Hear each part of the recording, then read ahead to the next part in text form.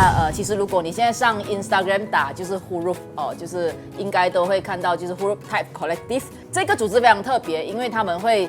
在马来西亚的各个就是大街小巷，他们会去 explore 很多可能我们走在路上那些店的招牌哦，那个字体到底是怎样设计的这样子，马来西亚字体真正的这个元素，把它放在我们现在会用的这些电脑设计里面的这个 font， 所以用这样子的一个方式，可能去连接说，其实设计是可以跟就是在地有非常非常多的可能性连接起来的可能性。非常谢谢就是雪莉接受我们的邀请，那非常欢迎你。谢谢友轩的介绍。我第一次在自己的家乡介绍我自己到底在干些什么。我爸爸也是在现场，所以我爸爸我的同事也在现场，他突然间来，给我大概介绍。我大概中学毕业了之后，我就去了 KL 的 Dong Academy 念书，然后做工作了一下，觉得很闲了，我就去荷兰升学了，那个皇家艺术学院，就是在字体设计有一个很悠久的历史啦，就读了 Type Media， 然后这个是我人生的第一套 Typeface， 就是我的毕业作品。在荷兰待了几年，就是3-4年，我又回来了。一回来的时候就是。Typography 还有 Type Design 在马来西亚算是一个很新的东西，基本上就没有什么人在做，然后我就觉得有一点 lonely， 就觉得可能可以介绍这样子的东西给大家了，有比较多人做吧，就先创立了 Huruf 这个东西先。Huruf 大家都懂啊，是 letter 的意思 in Malay。刚刚开始的时候，它比较是一个教育平台啦。因为我那时候有很多 Type Designer 朋友，他们来马来西亚旅行找我的时候，就是他们从欧洲来这里，然后我都会抓住他们，叫他们给 talk 啊，还是给 workshop 啊，其实就是这样子开始的。那个目的就是希望有更多马来西亚人对字体设计这一块有认识、有兴趣。就是会比较 appreciate， 就是大概是这样简单的 objective 啦。然后渐渐的，就是从教育平台做就比较多人加入。现在 active 的有大概6个人啦，其中一个在那边录音。他其实是 KL 人啦，不懂怎么他今天在槟城。然后这群人都是很梗的，然后可以大概介绍我们举办的活动是什么样子的活动，就是这样子的活动，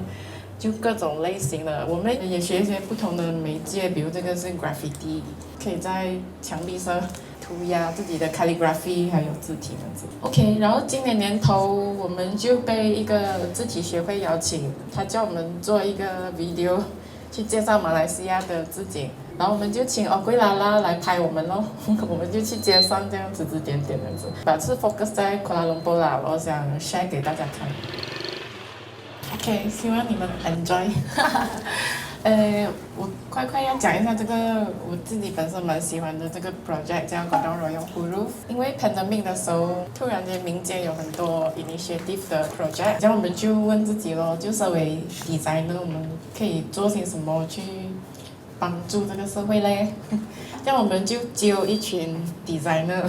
就我们的朋友这样啦，我们大家一起画一个字体，然后我们给他们一些主题，都是跟马来西亚有关的啦。然后我们就 post 这些字体在 Instagram， 可以看到有榴莲的 D， 或者是那些人骂的 A， 大家都很不一样了。然后这些是跟阿亚曼有关的咯，你可以大概看得出。然后这些是跟 architecture 有关的，比如 Rumah Minangkabau 的 A 这样子。然后一些是跟马来西亚的语言，比如 Jawi 啊、Tamil 啊有关。最后一 group 就有一些人，他们就想要 voice out 一些 political issue， 然后我们就把他们的想法放进去这个 letter 里面。比如他们要讲那个局是2头蛇的政府 something like that 啦。然后这就是那个字体咯，Godong Royong Huruf。然后我们就请我们的朋友木都，他是前辈来的啦，他是 font engineering， 他很厉害的，然后就帮我们做一些 coding， 把这个字体变得比较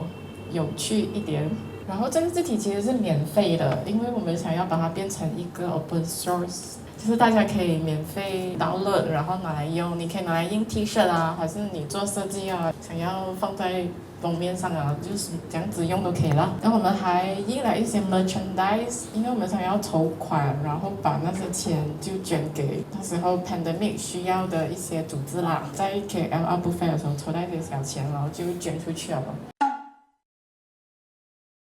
这个是我们跟一个槟城的 artist 方俊合作的，这个是他的一个个展啦。他小时候是在布拉格当长大的，然后他整天跟爸爸一起去跟亲戚吃饭啊，然后都会钓鱼的。他讲在华人的社会里面，我们很喜欢看别人请你吃多贵的鱼去 judge 人家这样子啦。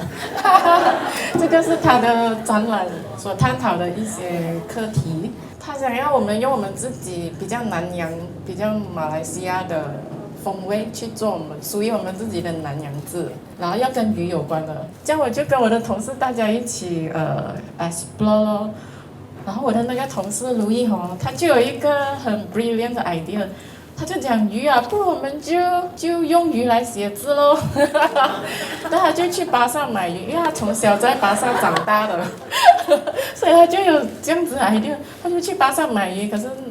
我们没有折磨鱼啦，那个鱼已经死了的，他就去买各种各样不同的部分，他就开始 explore 这个鱼可以拿来写出什么样的 stroke。然后我们的另外一个同事欣莹，他就用菜咯，因为我们就用那种你煮鱼来蒸鱼会用的菜，比如长毛啊、香膏啊、garlic 啊这样子的东西啦。然后其实写出来还蛮美的啦，我们 surprisingly。中文笔画有8个笔画嘛，用鱼还有用菜就写那8个笔画，然后就把它变成一个 library 那样子，然后我们就从这个 library 再拿出来就 compose 成那些中文字咯。然后 for 马来文呢，我们就 inspire by 那些 anyaman， 就是这样子 repeat 的 pattern， 然后这些是那个 outcome 咯，大概是这样子的东西。不跟人家讲，人家都不懂我们是用鱼还有菜来写这些东西出来。我们的全是南洋风味的花鸟字，就是除了做一些 non-profit 的 project， 我们也是有做一些 client commission 的 project 啦，因为我们也是要赚钱吃饭。然后可能很多人不懂什么是字体设计，不过可能我跟人家讲哦，这个是我们做的，就大家大概都有一个印象吧。其实这个 Grab的 logo 还有它整套专属的字体是我的工作室做的，这个还算是我一个蛮大的一个 project， 就在街上到处都可以看到，然后电话还有 app 啊，然后有时候看到还会很开心的去拍照。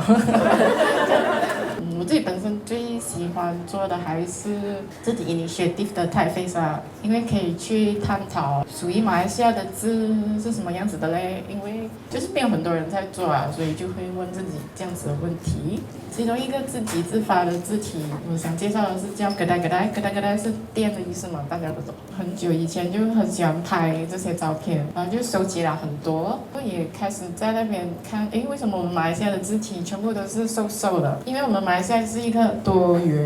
multilingual 嘛，所以要挤这样多语言在一个小小的 signage， 所以那个字就要变瘦咯，才挤得进，可能就是这样子的原因了。然后我们就去收集，觉得有趣的我们就拿来采取放在这套字里面咯。然后我们也很给博的跑去 explore 一下中文啊、大米尔文啊，甚至是 Jawi 啦，因为想要做一个马来西亚比较 complete 的字体。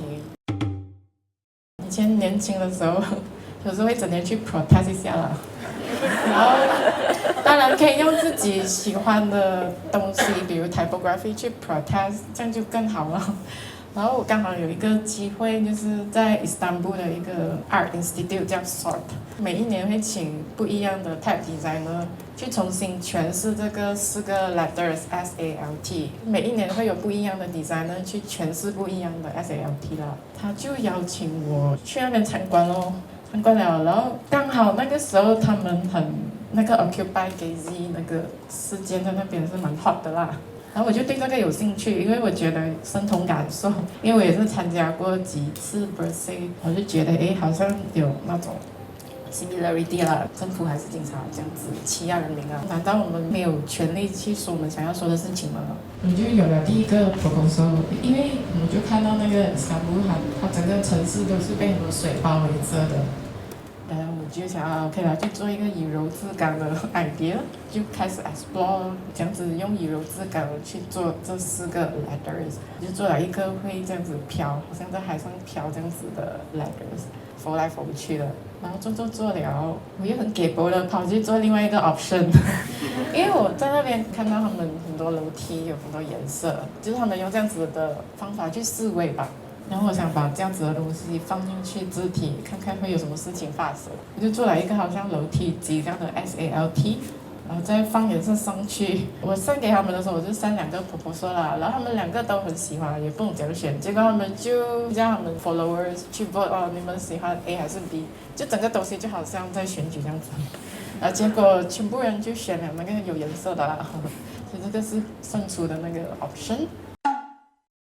我是最近几个月前才搬回来槟城，因为我在 KL 住了20多年，然后住到闲了，我说 OK 了，搬回来了，这样搬回来了，就心里有很多事情想要探讨啦。槟城的字体是这样子的，我先问我自己，然后我就还在观察之中，然后去街道开始收集照片啊，然后希望可以去 document 这些可能已经很快就会没有了的旧招牌。因为这对我来说，这些旧招牌是我们的历史啦。然后我偶尔也是会去海边写一下 calligraphy。之前我知道那个 Penang 那个 South Reclamation 那个 project， 因为我就觉得在海边写字可能是一个很好的 protest 的方式，一个比较温柔的 protest 啊，去讲一下槟城填海的那种事件啦，在思考啦这些事情。好啦，就是这样子罢了，今天的sharing。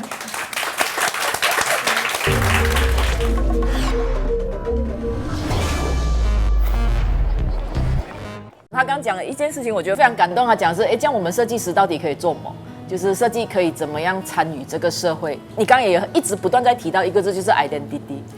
对，就是你会讲，我要一直去 explore 我自己的 identity。我们 Malaysia 是一个很 multicultural 嘛，然后变成我们怎么样使用字这件事情，你没有这样子讲，我可能也不会特别去意识到那一些各种各样的广告牌。因为我现在也是在 KL 生活，然后我会发现说有很多字牌好像越来越丑了，对，然后那就是有很多就是比如说卖串烧的啊，那种很多哇就很大个红色这样子，然后就你会感觉好像这个 landscape 在改变。我的意思是哈，那这个东西就是很谢谢，就是你们去做了这么多，然后而且会把它好像变成是一个新的东西，然后让它可以延续下去。在街景方面会越来越丑这件事情上，你们有没有研究说为什么会往这个方向走？整个 technology 还有 production method 是驱使这个方向的一个很重要的原因咯，因为我们整个社会越来越商业化了，这个是无可避免的吧。我们自己本身可以做的就是尽量在它还存在的时候就 document 那些照片啊，还是用其他方法啦。OK。你刚刚有拍到那个起床盖那个，就是那边有一个我觉得很丑的那个红红的，是不是很丑？对对对，那个。它原本那一整栋是非常好看的，它是一个旧的 building， 然后它是 hotel 来的，它上面是 hotel， 然后下面是一个茶室。它原本乐安的那个就是酒店的颜色是非常好看的，虽然它是旧旧的，对不对？啊，现在整栋都是红色，它那个招牌的字又是那种很 digital 的，哈，这个可能是你随便感觉就是用 Word 打上去的那种，也没有设计，你会感觉好像在退步这样子。在那个 landscape 里面啦，当然我不排除说可能在其他的地方会有很多很好的设计出现这样子，因为毕竟我相信很多马来西亚的设计师也在努力。那我们其实可以看到在生活中的这些文字，它其实是可以很decent的就放在我们的设计里面，然后它其实是可以可能代表我们马来西亚的一个设计的 identity， 我可以这样讲吗？应该其中一个啦，其中一个哦，对对对 ，OK， 好，然后我其实一直都有一个非常中二的想法，是我觉得美是可以改变世界的，就是鉴赏能力这件事情是可以改变世界。我们其实可以用很多很柔和的方式去沟通，或者是要创造我们想要的生活。对哈，所以今天谢谢大家，谢谢。